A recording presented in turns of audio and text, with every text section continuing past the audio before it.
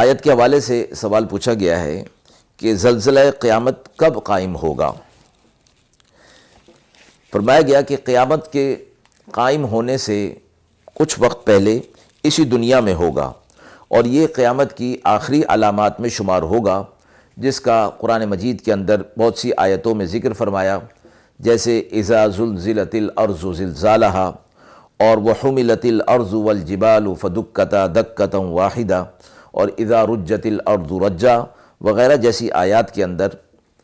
قیامت کے زلزلے کا تذکرہ فرمایا گیا ہے۔ اور بعض نے یہ بھی فرمایا کہ یہ زلزلہ حشر نشر کے دن بھی ہوگا، دوبارہ زندہ ہونے کے بعد یعنی کہ، اور حقیقت یہ ہے کہ دونوں کے اندر کوئی تضاد نہیں ہے۔ قیامت سے پہلے زلزلہ ہونا بھی قیامت کی شدت کے لیے، اور قرآن اور احادیث صحیحہ سے یہ ثابت ہے، اور حشر کے دن اللہ رب العزت کا جو جلال ہوگا اور اس کا قہر ہوگا، اس کی وجہ سے بھی زلزلے کا آنا، اس کے اندر کوئی تضاد نہیں ہے۔ وآخر دعوانا ان الحمد للہ رب العالمین۔